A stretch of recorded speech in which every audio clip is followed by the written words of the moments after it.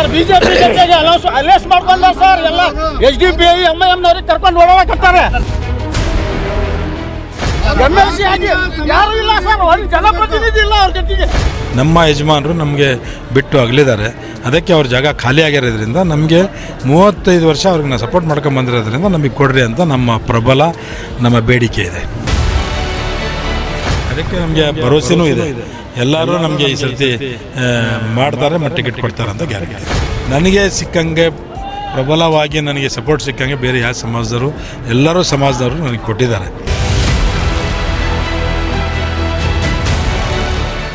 ಸ್ನೇಹಿತರೆ, ಈ ಸಂಜೆ ನ್ಯೂಸ್ಗೆ ಸ್ವಾಗತ. ದಾವಣಗೆರೆ ದಕ್ಷಿಣ ವಿಧಾನಸಭಾ ಕ್ಷೇತ್ರ ಇದೀಗ ಟಿಕೆಟ್ ಆಕಾಂಕ್ಷಿಗಳ ನಡುವೆ ಕಗ್ಗಂಟಾಗಿರುವಂಥದ್ದು. ಕಾಂಗ್ರೆಸ್ ನಾಯಕರಿಗೂ ಕೂಡ ಒಂದು ರೀತಿ ಸವಾಲಿನ ಸಂಗತಿ. ಒಂದು ಕಡೆ ಈ ಜಬ್ಬರ್ MLC ಪ್ರೆಸಿಡೆಂಟ್ ಪ್ರಸ್ತುತ ಜಬ್ಬರ್ ಅವ್ರನ್ನೂ ಬಿಡೋ ಹಂಗಿಲ್ಲ, ಕಾಂಗ್ರೆಸ್ಗೆ ನುಂಗಲಾರದ ತುಪ್ಪು SS ಮಲ್ಲಿಕಾರ್ಜುನ್ ಅವ್ರನ್ನೂ ಬಿಡಂಗಿಲ್ಲ. ಇಲ್ಲೊಂದು ಕಡೆ ಒಂದು ಕಾಂಗ್ರೆಸ್ ನೋಡಿ, ಶಾಮನೂರು ಶಿವಶಂಕರಪ್ಪನವರ ಕುಟುಂಬ ಇದೆಯಲ್ಲ, ಅವರ ಕೊಡುಗೆ ಇದೆಯಲ್ಲ, ಶಾಮನೂರು ಅವರ ಕೊಡುಗೆ ಇದೆಯಲ್ಲ, ಕಾಂಗ್ರೆಸ್ಗೆ ಅಪಾರವಾಗಿರುವಂಥದ್ದು.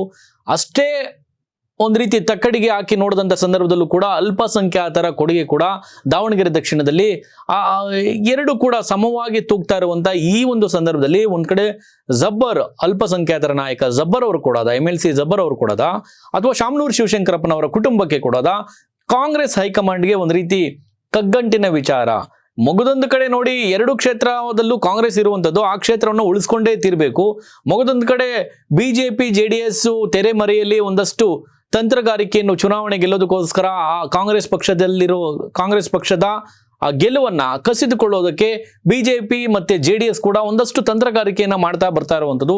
ಇದರ ನಡುವೆ ಹೈಕಮಾಂಡ್ಗೆ ಅಂದ್ರೆ ಸಿದ್ದರಾಮಯ್ಯನವರ ಮುಂದೆ ಜೊತೆನಲ್ಲಿ DK ಶಿವಕುಮಾರ್, ಉಪಮುಖ್ಯಮಂತ್ರಿಗಳಾದಂಥ DK ಶಿವಕುಮಾರ್ ಅವರ ಮುಂದೆ ದಾವಣಗೆರೆ ದಕ್ಷಿಣ ವಿಧಾನಸಭಾ ಕ್ಷೇತ್ರದ ಕಾಂಗ್ರೆಸ್ ನಾಯಕರುಗಳು ತಮ್ಮ ಅಳಲನ್ನ ತೋಡ್ಕೊಂಡಿದ್ದಾರೆ. ತಮ್ಮ ಅಸಮಾಧಾನವನ್ನ ಯಾವ ರೀತಿ ವ್ಯಕ್ತಪಡಿಸಿದ್ದಾರೆ ಅಂದ್ರೆ ನಿಜಕ್ಕೂ ನಿಮಗೆ ಆಶ್ಚರ್ಯ ಆಗುತ್ತೆ. ಒಂದ್ ಕಡೆ ಜಬ್ಬರ್ ಅವರ ಆ ಒಂದು ಜಬ್ಬರ್ ಅವರ ಕಡೆ ಗುರುತಿಸ್ಕೊಂಡಿರುವಂತ ನಾಯಕರುಗಳು ಮಾಡ್ತಾ ಇರುವಂತ ಇಫ್ತಾರ್ ಕೂಟದಲ್ಲಿ ಮಾಡಿರುವಂತ ಆರೋಪ ಒಂದ್ ಕಡೆ ಇದ್ರೆ, ಮಗದೊಂದು ಕಡೆ ಇಲ್ಲಿ CM ಅವರ ಮುಂದೆ ದಾವಣಗೆರೆ ದಕ್ಷಿಣ ವಿಧಾನಸಭಾ ಕ್ಷೇತ್ರದಲ್ಲಿ ವಿಭಿನ್ನವಾಗಿ ಒಂದು ರೀತಿ ಜಬ್ಬರ್ ಅವರ ಮೇಲೆ ನೇರವಾಗಿ ಆರೋಪ ಮಾಡಿರುವಂಥದ್ದು. ಆ ವಿಡಿಯೋ ತೋರಿಸ್ತೀವಿ, ನೋಡಿದ್ರೆ ನಿಮಗೂ ಕೂಡ ಆಶ್ಚರ್ಯ ಆಗುತ್ತೆ. ನೋಡ್ಕೊಂಬನ್ನಿ.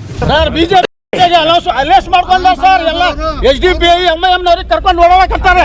MLC ಆಗಿ ಯಾರು ಇಲ್ಲ ಸರ್, ಒಂದು ಜನಪ್ರತಿನಿಧಿ ಇಲ್ಲ ಅವ್ರ ಜೊತೆಗೆ.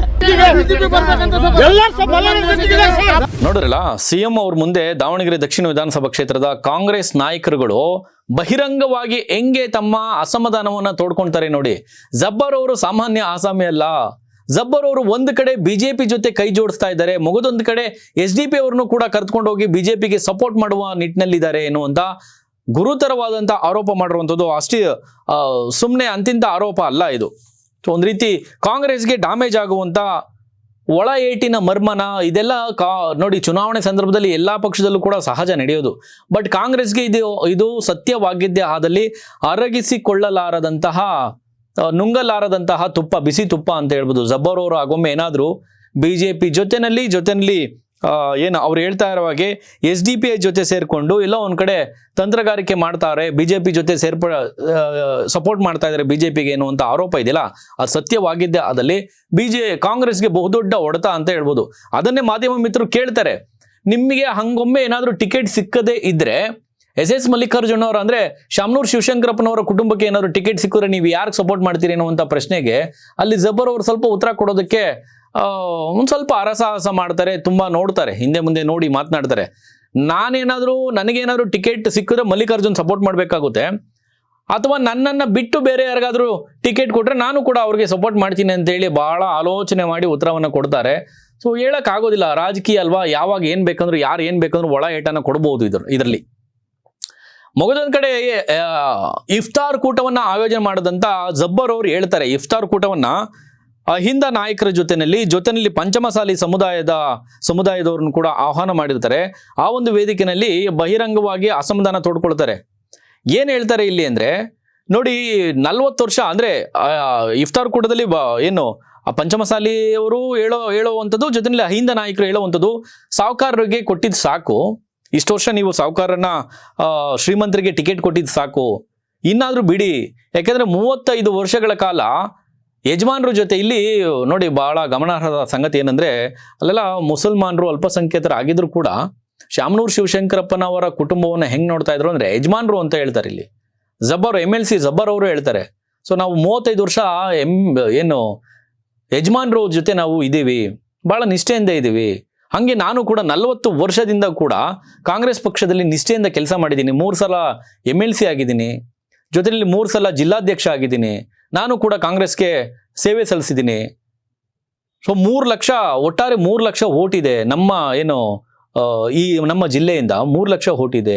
ಜೊತೆಯಲ್ಲಿ 80,000 ನಮ್ಮ ಮುಸಲ್ಮಾನರ ಸಮುದಾಯದ ಓಟ್ ಇರುವಂಥದ್ದು. ನಾನು ಕೇಳೋದ್ರಲ್ಲಿ ತಪ್ಪೇನಿದೆ ಏನು ಅಂತ ಮಾತನ್ನು ಕೂಡ ತಮ್ಮ ಏನು ಒಳಲನ್ನು ಕೂಡ ಇಲ್ಲಿ ಜಬ್ಬರ್ ಅವರು ತೋಡ್ಕೊಳ್ತಾರೆ. ಇನ್ನೊಂದು ಕಡೆ ಜಮೀರ್ ಅಹಮದ್ ಮಾಡಬೇಕಾಗಿರುವಂಥ ಎಲ್ಲ ಕೆಲಸವನ್ನು ಈಗಾಗಲೇ ಮಾಡಿದ್ದಾರೆ.